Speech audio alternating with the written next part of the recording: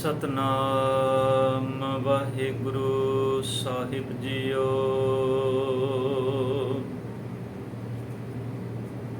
ਬਾਬਾ ਜਿਸ ਤੂੰ ਦੇਹ ਸੋਈ ਜਨ ਪਾਵੈ, ਪਾਵੈ ਤਾਂ ਸੋ ਜਨ ਦੇਹ ਜਿਸਨੂੰ, ਹੋਰ ਕਿਆ ਕਰਹਿ ਬੇਚਾਰਿਆ। ਇੱਕ ਭਰਮ ਭੁੱਲੇ ਫਿਰੈ ਦਹਿੰਦਿਸ, ਇੱਕ ਨਾਮ ਲਾਗ ਸਵਾਰਿਆ।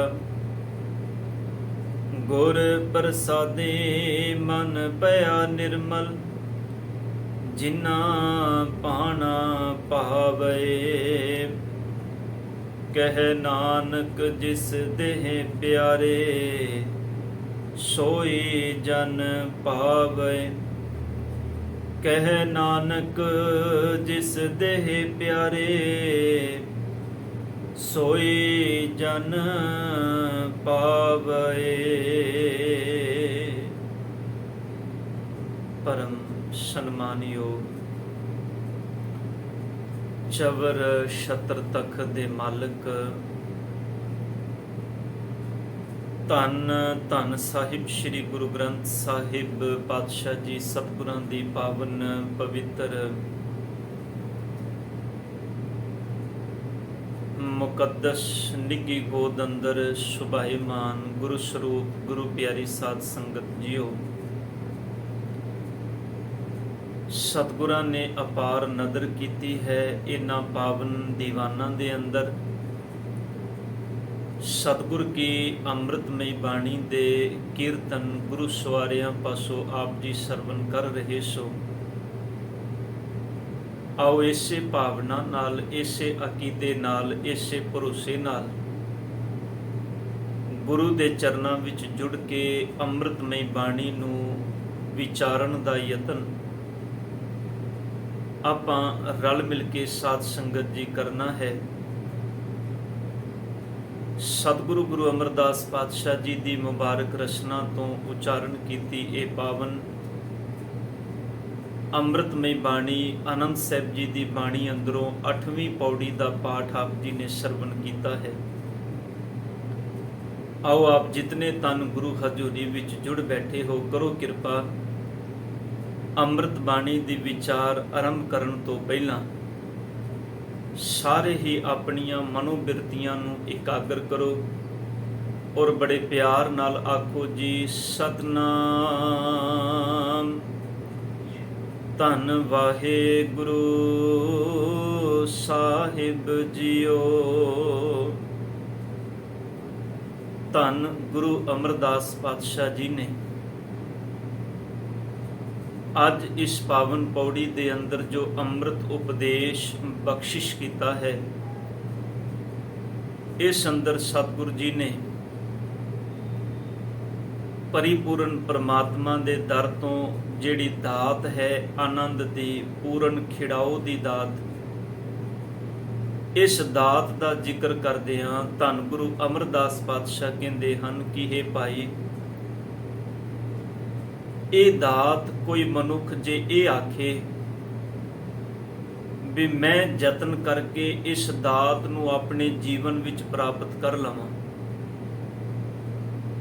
ਪਾਤਸ਼ਾਹ ਕਹਿੰਦੇ ਨੇ ਇਹ ਦਾਤ ਆਪਣੇ ਯਤਨ ਕੀਤਿਆਂ ਨਹੀਂ ਮਿਲਣੀ। ਇਹ ਦਾਤ ਮਿਲਣੀ ਹੈ ਗੁਰੂ ਦੀ ਕਿਰਪਾ ਦੇ ਨਾਲ, ਸਤਿਗੁਰ ਦੀ ਬਖਸ਼ਿਸ਼ ਦੇ ਨਾਲ।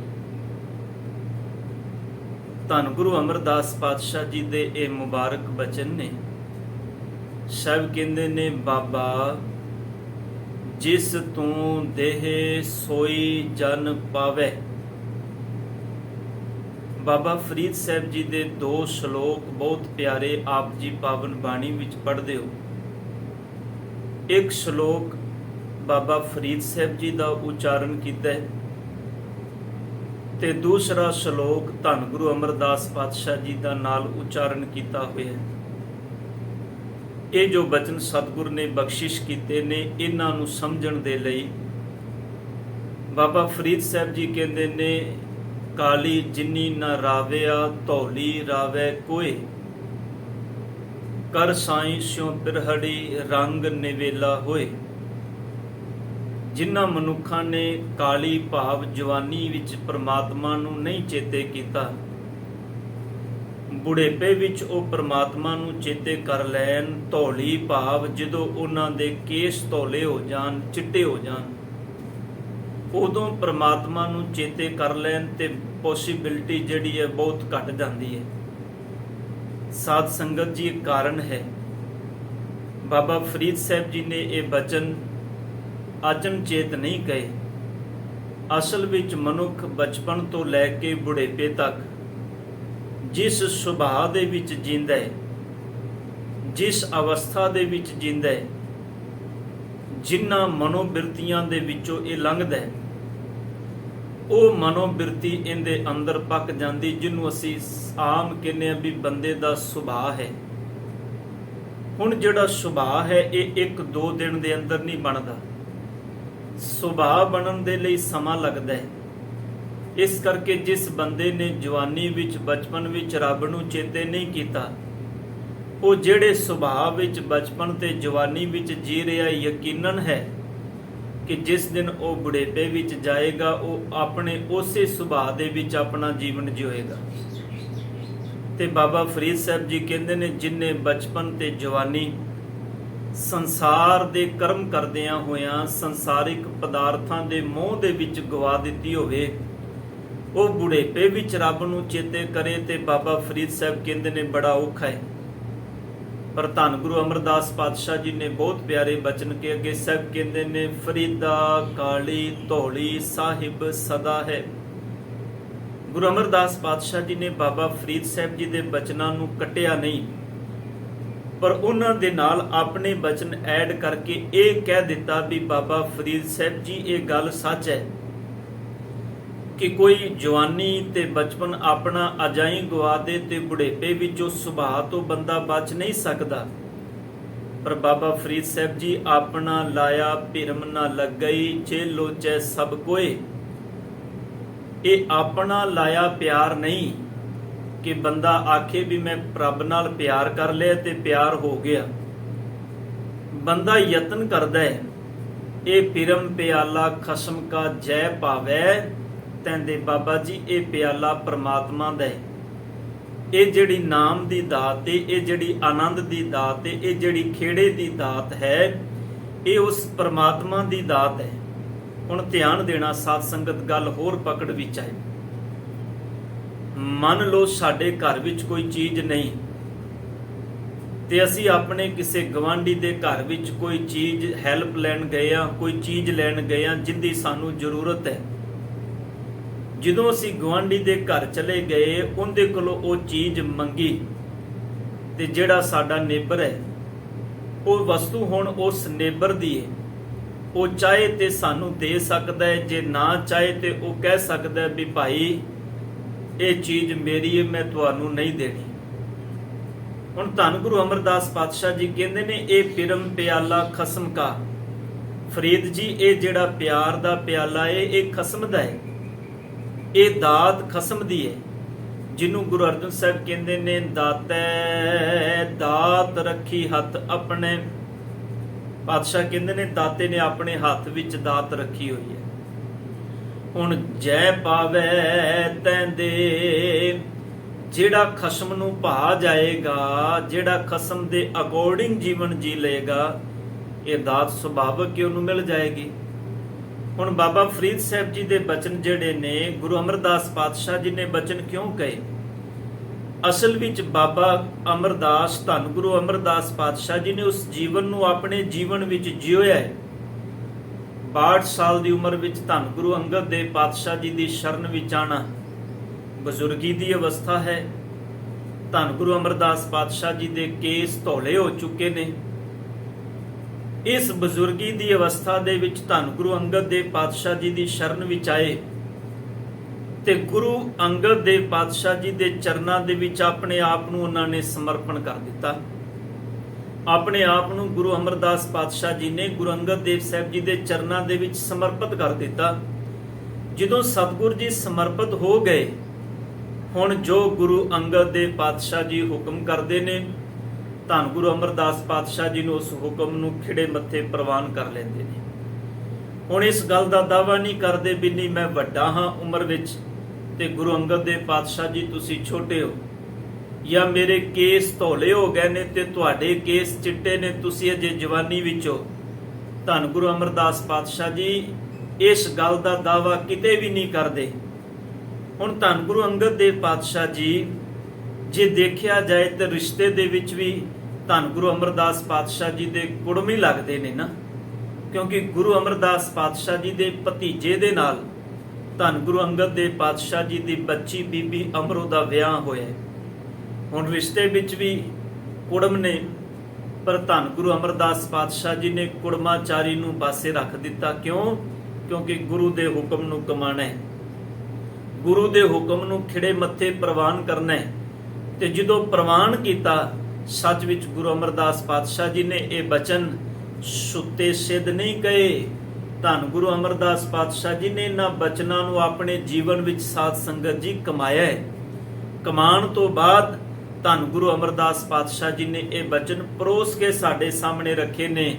ਪਾਤਸ਼ਾਹ ਜੀ ਕਹਿੰਦੇ ਨੇ ਇਹ ਦਾਤ ਪ੍ਰਮਾਤਮਾ ਦੀ ਏ, ਪਰ ਸੱਚ ਹੈ ਜਦੋਂ ਕੋਈ ਰੱਬ ਦੇ ਘਰ ਵੱਲ ਆਪਣਾ ਕਦਮ ਪੁੱਟਦਾ ਹੈ ਤੇ ਮੇਰਾ ਮਾਲਕ ਇਹਨਾਂ ਬਖਸ਼ਿੰਦੇ, ਉਹ ਕਦੀ ਉਮਰ ਦਾ ਤਕਾਜ਼ਾ ਨਹੀਂ ਵੇਖਦਾ।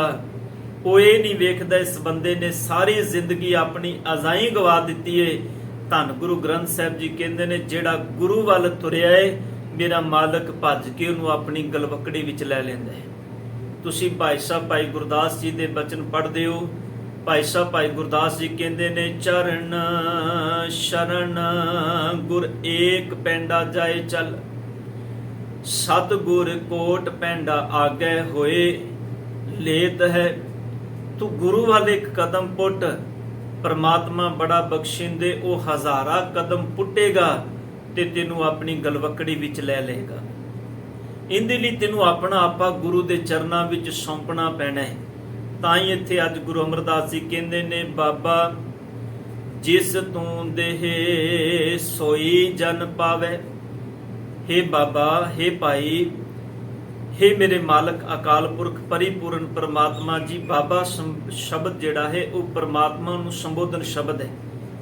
ਤੇ ਗੁਰੂ ਅਮਰਦਾਸ ਪਾਤਸ਼ਾਹ ਕਹਿੰਦੇ ਨੇ ਹੇ ਮੇਰੇ ਮਾਲਕ ਜੀ, ਜਿਹਨੂੰ ਤੂੰ ਇਹ ਆਨੰਦ ਦੀ ਦਾਤ ਦੇਣਾ ਹੈ, ਜਿੰਦਾ ਜ਼ਿਕਰ ਧੰਨ ਗੁਰੂ ਅਮਰਦਾਸ ਪਾਤਸ਼ਾਹ ਜੀ ਨੇ ਪਿਛਲੀ ਪੌੜੀ ਵਿੱਚ ਕੀਤਾ ਹੈ। ਆਨੰਦ ਆਨੰਦ ਸਭ ਕੋ ਕਹੇ, ਆਨੰਦ ਗੁਰੂ ਤੇ ਜਾਣਿਆ। ਸਾਧ ਸੰਗਤ ਜੀ, ਇਹ ਸਟੈਪ ਨੇ। ਜਿਵੇਂ ਬੰਦਾ ਇੱਕ ਪੌੜੀ ਦੇ ਡੰਡੇ ਤੋਂ ਦੂਜੀ ਪੌੜੀ ਦੇ ਡੰਡੇ ਤੇ ਜਾਂਦਾ ਹੈ, ਪਰ ਜਦੋਂ ਅਗਲੀ ਪੌੜੀ ਦੇ ਡੰਡੇ ਤੇ ਚਲਾ ਜਾਂਦਾ ਹੈ ਤੇ ਉਹ ਪਿਛਲੇ ਡੰਡੇ ਨੂੰ ਵਿਸਾਰ ਨਹੀਂ ਸਕਦਾ, ਕਿਉਂਕਿ ਦੁਬਾਰਾ ਥੱਲੇ ਉਤਰਨ ਲਈ ਵੀ ਉਹਨਾਂ ਡੰਡਿਆਂ ਦਾ ਹੀ ਸਹਾਰਾ ਲੈਣਾ ਹੈ। ਗੁਰੂ ਪਾਤਸ਼ਾਹ ਜੀ ਨੇ ਜਿਹੜੀ ਬਾਣੀ ਦਿੱਤੀ ਸਾਨੂੰ, ਹਰ ਪੌੜੀ ਦੇ ਵਿੱਚ ਜਦੋਂ ਸਤਿਗੁਰ ਸੁਨੇਹਾ ਦਿੰਦੇ ਨੇ, ਅਗਲੀ ਪੌੜੀ ਨੂੰ ਉਦੋਂ ਹੀ ਸਮਝਿਆ ਜਾ ਸਕਦਾ ਜਦੋਂ ਪਿਛਲੀ ਪੌੜੀ ਨੂੰ ਅਸੀਂ ਨਾਲ ਲੈ ਕੇ ਤੁਰਾਂਗੇ। ਪਾਤਸ਼ਾਹ ਜੀ ਨੇ ਆਨੰਦ ਦਾ ਜ਼ਿਕਰ ਕੀਤਾ ਹੈ ਤੇ ਇੱਥੇ ਗੁਰੂ ਅਮਰਦਾਸ ਪਾਤਸ਼ਾਹ ਜੀ ਨੇ ਕੋਈ ਦੁਨਿਆਵੀ ਪਦਾਰਥਾਂ ਦੀ ਗੱਲ ਨਹੀਂ ਕੀਤੀ ਕਿ ਰੱਬ ਜੀ ਜਿਹਨੂੰ ਤੂੰ ਦੁਨਿਆਵੀ ਪਦਾਰਥ ਦੇਣਾ ਉਹਨੂੰ ਮਿਲ ਜਾਣਗੇ, ਨਹੀਂ। ਜਿਵੇਂ ਸੰਸਾਰ ਦੇ ਪਦਾਰਥਾਂ ਦੇ ਲਈ ਬੰਦੇ ਨੂੰ ਉਦਮ ਕਰਨਾ ਪੈਂਦਾ ਹੈ, ਇਸੇ ਤਰ੍ਹਾਂ ਪ੍ਰਮਾਤਮਾ ਨਾਲ ਜੁੜਨ ਦੇ ਲਈ ਵੀ ਉਦਮ ਕਰਨਾ ਪੈਂਦਾ ਹੈ। ਗੁਰੂ ਨਾਨਕ ਸਾਹਿਬ ਜੀ ਦਾ ਬਚਨ ਹੈ, ਸਾਹਿਬ ਕਹਿੰਦੇ ਨੇ ਉਦਮ ਕਰੇਂਦਿਆਂ ਜੀਓ ਤੂੰ। ਭਲਿਆ ਉਦਮ ਕਰ ਜੀਵਨ ਦੇ ਵਿੱਚ, ਉਦਮ ਕਰਦਿਆਂ ਹੋਇਆਂ ਆਪਣਾ ਜੀਵਨ ਬਤੀਤ ਕਰ, ਕਮਾਵੰਦਿਆਂ ਸੁਖ ਪੁੰਜ। ਫਿਰ ਦੂਜਾ ਪਾਖੇ ਗੁਰੂ ਪਾਤਸ਼ਾਹ ਕਹਿੰਦੇ ਨੇ ਤੈਨੂੰ ਕਮਾਈ ਵੀ ਕਰਨੀ ਪੈਣੀ ਹੈ। ਕਮਾਵੰਦਿਆਂ ਸੁਖ ਪੁੰਜ, ਉਹ ਕਮਾਈ ਭਾਵੇਂ ਸੰਸਾਰ ਦੇ ਪਦਾਰਥਾਂ ਦੀ ਹੋਏਗੀ ਤੇ ਉਹਨਾਂ ਵਿੱਚੋਂ ਤੁਹਾਨੂੰ ਦੁਨਿਆਵੀ ਸੁੱਖ ਮਿਲਣਗੇ, ਜੇ ਪ੍ਰਮਾਤਮਾ ਦੇ ਨਾਮ ਦੀ ਹੋਏਗੀ ਤੇ ਉਹਦੇ ਵਿੱਚੋਂ ਤੈਨੂੰ ਆਤਮਿਕ ਸੁੱਖ ਮਿਲਣਗੇ। ਗੁਰੂ ਰਾਮਦਾਸ ਪਾਤਸ਼ਾਹ ਜੀ ਜਦੋਂ ਸਿੱਖ ਦੇ ਜੀਵਨ ਦੀ ਪਰਿਭਾਸ਼ਾ ਦਿੰਦੇ ਨੇ ਨਾ, ਤੇ ਸਤਿਗੁਰ ਕਹਿੰਦੇ ਨੇ ਗੁਰ ਸਤਿਗੁਰ ਕਾ ਜੋ ਸਿੱਖ ਅਖਾਏ, ਸੋ ਭਲ ਕੇ ਉਠ ਹਰ ਨਾਮ ਧਿਆਵੇ। ਪਾਤਸ਼ਾਹ ਕਹਿੰਦੇ ਨੇ ਜਿਹੜਾ ਗੁਰੂ ਦਾ ਸਿੱਖ ਹੈ ਉਹ ਅੰਮ੍ਰਿਤ ਵੇਲੇ ਉੱਠ ਕੇ ਪ੍ਰਮਾਤਮਾ ਦੇ ਨਾਮ ਨੂੰ ਚੇਤੇ ਕਰਦਾ ਹੈ। ਇਹਦਾ ਮਤਲਬ ਹੈ ਕਿ ਸਿੱਖ ਨੇ ਜਿੱਥੇ ਦੁਨਿਆਵੀ ਕਾਰਜਾਂ ਵੱਲ ਧਿਆਨ ਦੇਣਾ ਤੇ ਉਦਮ ਕਰਨਾ ਹੈ, ਦੁਨਿਆਵੀ ਪਦਾਰਥਾਂ ਦੀ ਪ੍ਰਾਪਤੀ ਲਈ ਉਦਮ ਕਰਨਾ ਹੈ, ਉੱਥੇ ਸਿੱਖ ਦੇ ਜੀਵਨ ਦਾ ਸਭ ਤੋਂ ਪਹਿਲਾ ਉਦਮ ਪ੍ਰਮਾਤਮਾ ਦੇ ਨਾਮ ਤੇ ਗੁਣਾਂ ਨਾਲ ਜੁੜਨ ਦੇ ਲਈ ਹੈ। ਬਸ ਜਿੰਦੇ ਜੀਵਨ ਵਿੱਚੋਂ ਇਹ ਉਦਮ ਵਿਸਰ ਗਿਆ, ਉਹ ਕਦੀ ਵੀ ਜੀਵਨ ਦੇ ਵਿੱਚ ਸੁਖੀ ਨਹੀਂ ਹੋ ਸਕਦਾ। ਇਸੇ ਕਰਕੇ ਪਾਤਸ਼ਾਹ ਜੀ ਨੇ ਬਚਨ ਕਿਹਾ, ਕਮਾਵਦਿਆਂ ਸੁਖ ਪੁੰਜ ਧਿਆਇਂਦਿਆਂ ਤੂੰ ਪ੍ਰਭੂ ਮਿਲ ਨਾਨਕ ਉਤਰੀ ਚਿੰਤ ਧਿਆ ਰੱਬ ਨੂੰ ਧਿਆਏਂਗਾ ਤੇ ਇੱਕ ਦਿਨ ਪ੍ਰਮਾਤਮਾ ਦਾ ਰੂਪ ਹੋ ਜਾਏਗਾ। ਤੈਨੂੰ ਸਮਝ ਆ ਜਾਏਗੀ, ਹਮ ਮੈਲੇ ਤੁਮ ਉਜਲ ਕਰਤੇ, ਹਮ ਨਿਰਗੁਣ ਤੂੰ ਦਾਤਾ, ਹਮ ਮੂਰਖ ਤੁਮ ਚਤੁਰ ਸਿਆਣੇ, ਤੂੰ ਸਰਬ ਕਲਾ ਕਾ ਗਿਆਤਾ। ਸਮਝ ਆ ਜਾਏਗੀ ਮਾਦੋ, हम ऐसे तू ऐसा, हम पापी तुम पाप खंडन, नीको ठाकुर देशा। समझ आ जाएगी सतगुरु तू मेरा जीवन का आधार है। आए ताई गुरु अमरदास जी कह रहे ने, सोई जन पावे, उस जन नू ये आनंद खेड़े की दात मिलती जिन्हों सतगुरु तू देना है। क्योंकि ये दात तां भांडे विच समांदी है जे भांडा इस योग बन जाए। जिस दिन भांडा इस योग बन जाता है, उस दिन ये वस्तु इस भांडे दे विच समा जाती है। पातशाह कहंदे ने, पावे तां सो जन, ओ जन इस दात नूं प्राप्त करदा है। किहड़ा जन? देह जिसनों ये मेरे सतगुर जिन्नू तू देना है। फिर पातशाह कहंदे ने, होर क्या करे बेचारिया। सतगुर होर जिहड़े दुनिया दे अंदर दुनियावी पदार्थां दे मोह दे विच लगे हुए ने, वो बेचारे भला की कर सकते ने। सतगुर ने बड़े तरस विच गल कही है, ध्यान देना। ये जिहड़ी परमात्मा ने संसार दी बनत बनाई है, इहदे संसार दे अंदर दो पक्ष ने। एक जहर दा पक्ष है, माया दा पक्ष है, ते एक माया दा पक्ष है, किरपा दा पक्ष है। हुण इन्हां दोवां नूं कोई विरला जिहड़ा समझदा है गुरु दी किरपा दे नाल, नहीं तो बंदा एक पक्ष नूं लैके जीवन जिउण दा यतन करदा है ते सारी जिंदगी खुआर हुंदा है। तां ही गुरु पातशाह कहंदे ने, होर क्या करे बेचारिया। सतगुरु होर बेचारे की कर सकदे ने जिहड़े संसार दी माया दे मोह विच भुल्ले होए ने। एक भरम भुल्ले फिरै दह दे सतगुर कहंदे ने को ने, जिहड़े भरम भुलेखियां दे विच पए होए ने, जिन्होंने संसार के पदार्थ ते नजर आए, पर मेरे मालक जी तेरे घर की बख्शिश कृपा नजर नहीं आई।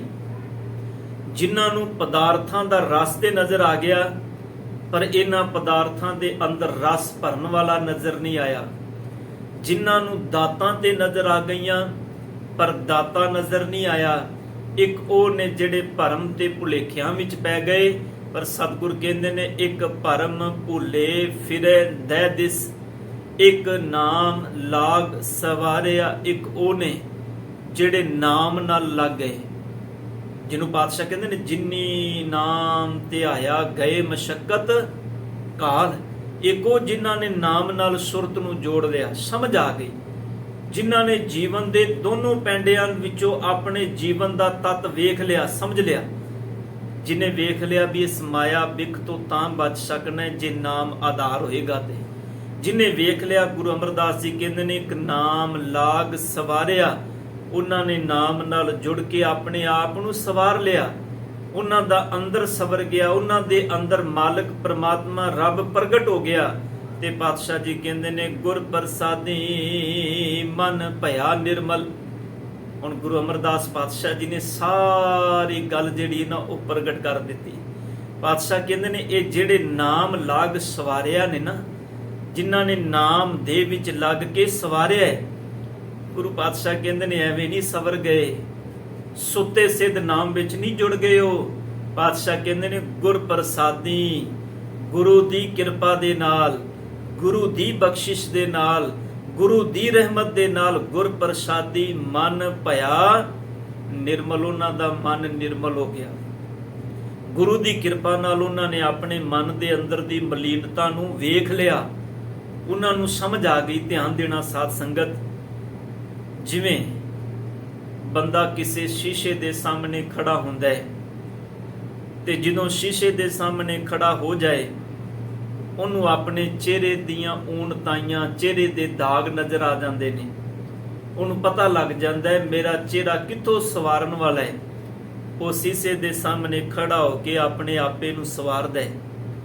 ਤੇ ਜੇ ਕੋਈ ਹੰਕਾਰ ਵਿੱਚ ਮੇਰੇ ਵਰਗਾ ਇਹ ਆਕੇ ਸੀਸੇ ਦੇ ਸਾਹਮਣੇ ਖੜਾ ਹੋ ਕੇ ਵੀ ਇਹ ਸ਼ੀਸ਼ਾ ਝੂਠ ਬੋਲਦਾ ਪਿਆ ਹੈ, ਮੈਂ ਤੇ ਬਹੁਤ ਸੁੰਦਰ ਹਾਂ, ਮੈਂ ਤੇ ਬਹੁਤ ਸੋਹਣਾ ਹਾਂ, ਧਿਆਨ ਦੇਣਾ ਉਹ ਆਪਣੇ ਆਪ ਨੂੰ ਨਹੀਂ ਸਵਾਰ ਸਕਦਾ। ਉਹ ਜਿਹੜਾ ਸ਼ੀਸ਼ੇ ਨੂੰ ਦੋਸ਼ ਦੇਗਾ ਕਦੀ ਆਪਣੇ ਆਪ ਨੂੰ ਨਹੀਂ ਸਵਾਰੇਗਾ। ਜਿਹੜਾ ਗੁਰੂ ਨੂੰ, ਪਰਮਾਤਮਾ ਨੂੰ ਦੋਸ਼ ਦੇਗਾ ਉਹ ਕਦੀ ਆਪਣੇ ਮਨ ਨੂੰ ਨਹੀਂ ਸਵਾਰ ਸਕਦਾ। ਇਹਨਾਂ ਜੁਗਤਾਂ ਨੂੰ ਸਾਨੂੰ ਸਮਝਣਾ ਪਏਗਾ। ਇਸੇ ਕਰਕੇ ਗੁਰੂ ਅਮਰਦਾਸ ਕਹਿੰਦੇ ਨੇ ਗੁਰ ਪ੍ਰਸਾਦੀ, ਗੁਰੂ ਦੀ ਕਿਰਪਾ ਦੇ ਨਾਲ ਮਨ ਭਇਆ ਨਿਰਮਲ। ਜਿਨ੍ਹਾਂ ਦਾ ਮਨ ਨਿਰਮਲ ਹੋ ਜਾਏ, ਪਾਤਸ਼ਾਹ ਕਹਿੰਦੇ ਨੇ ਜਿਨ੍ਹਾਂ ਭਾਣਾ ਭਾਵੇ, ਜਿਨ੍ਹਾਂ ਨੂੰ ਗੁਰੂ ਦਾ ਭਾਣਾ ਭਾ ਗਿਆ, ਜਿਨ੍ਹਾਂ ਨੂੰ ਗੁਰੂ ਦੀ ਰਜ਼ਾ ਚੰਗੀ ਲੱਗ ਗਈ, ਜਿਨ੍ਹਾਂ ਨੂੰ ਗੁਰੂ ਦੀ ਰਜ਼ਾ ਚੰਗੀ ਲੱਗ ਗਈ, ਸਤਿਗੁਰ ਕਹਿੰਦੇ ਨੇ ਉਹ ਗੁਰੂ ਦੇ ਚਰਨਾਂ ਵਿੱਚ ਜੁੜ ਗਏ, ਉਹਨਾਂ ਨੂੰ ਇਹ ਆਨੰਦ ਦੀ ਦਾਤ ਮਿਲ ਗਈ। ਕਿਉਂਕਿ ਆਨੰਦ ਸ਼ੁਰੂ ਹੀ ਉੱਥੋਂ ਹੁੰਦਾ ਹੈ ਜਿੱਥੇ ਸਾਨੂੰ ਭਾਣਾ ਮੰਨਣ ਦੀ ਜਾਂਚ ਆ ਜਾਏ। ਭਾਣਾ ਮੰਨਿਆ ਤੋਂ ਬਿਨਾਂ ਸਾਧ ਸੰਗਤ ਜੀ ਕਦੀ ਆਨੰਦ ਨਹੀਂ ਸ਼ੁਰੂ ਹੁੰਦਾ। ਭਾਣਾ ਪਹਿਲਾਂ ਹੈ, ਆਨੰਦ ਬਾਅਦ ਵਿੱਚ ਹੈ। ਜਿਹਨੂੰ ਭਾਣਾ ਮੰਨਣਾ ਆ ਗਿਆ, ਇੱਕ ਗੱਲ ਚੇਤੇ ਰੱਖੋ ਸਾਧ ਸੰਗਤ ਜੀ, ਉਹਨੂੰ ਗੁਰੂ ਦੀ ਰਜ਼ਾ ਵਿੱਚ ਰਹਿ ਕੇ ਆਨੰਦ ਦੀ ਦਾਤ ਮਿਲ ਜਾਏਗੀ। ਕਿਉਂਕਿ ਭਾਣੇ ਤੋਂ ਅੱਗੇ ਆਨੰਦ ਸ਼ੁਰੂ ਹੁੰਦਾ ਹੈ। ਸੱਚ ਵਿੱਚ ਅਸੀਂ ਸਾਰੀ ਜ਼ਿੰਦਗੀ ਪਰਮਾਤਮਾ ਨੂੰ ਉਲਾਮੇ ਦਿੰਦਿਆਂ ਕੱਢ ਦਿੰਦੇ ਹਾਂ। ਮੇਰੇ ਸਤਿਗੁਰ ਕਹਿੰਦੇ ਨੇ ਨਹੀਂ, ਜਿਹੜੇ ਗੁਰੂ ਦੀ ਕਿਰਪਾ ਨਾਲ ਜਿਨ੍ਹਾਂ ਨੇ ਆਪਣਾ ਮਨ ਨਿਰਮਲ ਕਰ ਲਿਆ, ਜਿਨ੍ਹਾਂ ਨੂੰ ਸੋਝੀ ਆ ਗਈ, ਉਹ ਫਿਰ ਗੁਰੂ ਦੇ ਭਾਣੇ ਵਿੱਚ, ਗੁਰੂ ਦੇ ਰਜ਼ਾ ਵਿੱਚ ਤੁਰ ਪਏ। ਉਹਨਾਂ ਨੂੰ ਫਿਰ ਕਦੀ ਉਹਨਾਂ ਦੇ ਮਨ ਵਿੱਚ ਸ਼ੰਕਾ ਪੈਦਾ ਨਹੀਂ ਹੋਇਆ। ਉਹਨਾਂ ਗੁਰੂ ਦੇ ਹਰ ਹੁਕਮ ਨੂੰ ਖਿੜੇ ਮੱਥੇ ਪ੍ਰਵਾਨ ਕੀਤਾ, ਸਿਰ ਝੁਕਾ ਕੇ ਪ੍ਰਵਾਨ ਕੀਤਾ। ਉਹਨਾਂ ਕਦੀ ਗੁਰੂ ਤੇ ਸ਼ੰਕਾ ਨਹੀਂ ਕੀਤਾ। ਜੋ ਗੁਰ ਕਹੈ ਸੋਈ ਭਲ ਮਾਨੋ, ਹਰ ਹਰ ਕਥਾ ਨਿਰਾਲੀ। ਜੋ ਗੁਰੂ ਕਹਿੰਦਾ ਉਹਨਾਂ ਨੂੰ ਭਲਾ ਕਰਕੇ ਜੀਵਨ ਵਿੱਚ ਮੰਨ ਲਿਆ। ਫਿਰ ਸਤਿਗੁਰ ਜੀ ਅਖੀਰਲੀ ਪੰਕਤੀ ਵਿੱਚ ਕਹਿੰਦੇ ਨੇ, ਗੁਰੂ ਅਮਰਦਾਸ ਪਾਤਸ਼ਾਹ ਜੀ ਕਹੈ ਨਾਨਕ ਜਿਸ ਦੇਹ ਪਿਆਰੇ। ਨਾਨਕ ਜੀ ਕਹਿ ਰਹੇ ਨੇ, ਧੰਨ ਗੁਰੂ ਅਮਰਦਾਸ ਪਾਤਸ਼ਾਹ ਜੀ ਕਹਿ ਰਹੇ ਨੇ, ਕੀ ਕਹਿੰਦੇ ਨੇ? ਜਿਸ ਦੇਹ ਪਿਆਰੇ। ਹੇ ਮੇਰੇ ਪਿਆਰੇ ਸਤਿਗੁਰੂ, ਮੇਰੇ ਮਾਲਕ ਪ੍ਰਮਾਤਮਾ ਅਕਾਲ ਪੁਰਖ, ਜਿਹਨੂੰ ਤੂੰ ਇਹ ਦਾਤ ਦੇਣਾ ਸੋਈ ਜਨ ਪਾਵੇ, ਉਹਨੂੰ ਹੀ ਇਹ ਆਨੰਦ ਦੀ ਦਾਤ ਮਿਲਦੀ ਹੈ। ਨਹੀਂ ਤੇ ਸਤਿਗੁਰ ਕਹਿੰਦੇ ਨੇ ਕਿਸੇ ਨੇ ਚੰਗਾ ਖਾ ਲਿਆ, ਉਹਨੂੰ ਪੁੱਛਿਆ, ਉਹ ਕਹਿੰਦਾ ਆਨੰਦ। ਕਿਸੇ ਨੇ ਚੰਗਾ ਪਹਿਨ ਲਿਆ, ਉਹਨੂੰ ਪੁੱਛੀਏ, ਉਹ ਕਹਿੰਦਾ ਆਨੰਦ। ਕਿਸੇ ਨੂੰ ਚਾਰ ਪਦਾਰਥ ਮਿਲ ਗਏ, ਉਹਨੂੰ ਪੁੱਛਿਓ, ਉਹ ਕਹਿੰਦਾ ਆਨੰਦ। ਧੰਨ ਗੁਰੂ ਅਮਰਦਾਸ ਪਾਤਸ਼ਾਹ ਕਹਿੰਦੇ ਨੇ ਇਹ ਆਨੰਦ ਇੰਨੀ ਸੌਖੀ ਦਾਤ ਨਹੀਂ। ਇਹ ਦਾਤ ਹੈ ਆਪਣੇ ਆਪੇ ਨੂੰ ਸਮਰਪਣ ਕਰਨ ਤੋਂ ਬਾਅਦ, ਜਿਹੜੀ ਗੁਰੂ ਦੀ ਕਿਰਪਾ ਤੇ ਬਖਸ਼ਿਸ਼ ਦੇ ਨਾਲ ਮਿਲਦੀ ਹੈ। ਗੁਰ ਪ੍ਰਸਾਦੀ ਮਨ ਭਇਆ ਨਿਰਮਲ। ਆਹ ਗੱਲ ਨਾ ਭੁੱਲੀਏ ਬਸ। ਤੇ ਸਭ ਕਹਿੰਦੇ ਨੇ ਉਹ ਜਿਹੜੇ ਜਨ ਨੇ ਸੋਈ ਜਨ ਪਾਵੇ, ਉਹਨਾਂ ਨੂੰ ਫਿਰ ਗੁਰੂ ਦੇ ਚਰਨਾਂ ਵਿੱਚੋਂ ਇਹ ਦਾਤ ਮਿਲ ਜਾਂਦੀ ਹੈ। ਉਹ ਸਦਾ ਗੁਰੂ ਨੂੰ ਪ੍ਰਣਾਏ ਜਾਂਦੇ ਨੇ। ਗੁਰੂ ਦੇ ਭਰੋਸੇ ਅਕੀਦੇ ਵਿੱਚ ਆਪਣੇ ਆਪ ਨੂੰ ਸਤਿਗੁਰ ਦੇ ਉਪਦੇਸ਼ ਦੇ ਬਚਨਾਂ ਨਾਲ ਜੋੜ ਲੈਂਦੇ ਨੇ। ਇਸ ਕਰਕੇ ਸਤਿਗੁਰੂ ਗੁਰੂ ਅਮਰਦਾਸ ਪਾਤਸ਼ਾਹ ਕਹਿੰਦੇ ਨੇ, ਦਾਤਾਰ ਪਿਤਾ ਤੇਰੀ ਇਹ ਦਾਤ ਜਿਹਨੂੰ ਤੂੰ ਦੇਣਾ ਹੈ, ਆਨੰਦ ਦੀ ਖੇੜੇ ਦੀ ਦਾਤ, ਇਹ ਉਸੇ ਨੂੰ ਮਿਲਦੀ ਹੈ। ਹਰ ਕੋਈ ਬੰਦਾ ਆਪਣੀ ਮਤਲਬ ਨਾਲ, ਆਪਣੀਆਂ ਚਤੁਰਾਈਆਂ ਤੇ ਸਿਆਣਪਾਂ ਨਾਲ ਇਹਨਾਂ ਦਾਤਾਂ ਨੂੰ ਪ੍ਰਾਪਤ ਨਹੀਂ ਕਰ ਸਕਦਾ। ਤਾਂ ਹੀ ਸ਼ਾਇਦ ਬਾਬਾ ਕਬੀਰ ਸਾਹਿਬ ਜੀ ਨੇ ਕਿਹਾ ਸੀ, ਮੈਂ ਕਹਿ ਕੇ ਬਚਨ ਸਮਾਪਤ ਕਰਾਂ। ਬਾਬਾ ਕਬੀਰ ਸਾਹਿਬ ਕਹਿੰਦੇ ਨੇ, ਹੇ ਮੇਰੇ ਮਾਲਕ ਜੀ, ਚਤੁਰ ਕਿਆ ਜਪ ਕਿਆ ਤਪ ਕਿਆ ਬ੍ਰਤ ਪੂਜਾ, ਜਾਂ ਕੈ ਹਿਰਦੈ ਭਾਉ ਹੈ ਦੂਜਾ, ਰੇ ਮਨ ਮਾਧੋ ਸਿਉ ਲਾਈਏ, ਚਤੁਰਾਈ ਨਾ ਚਤੁਰਬੁੱਝ ਪਾਈਏ। ਸਿਆਣਪਾਂ ਨਾਲ ਰੱਬ ਨੂੰ ਨਹੀਂ ਪਾਇਆ ਜਾ ਸਕਦਾ, ਉਹ ਪਾਇਆ ਜਾ ਸਕਦਾ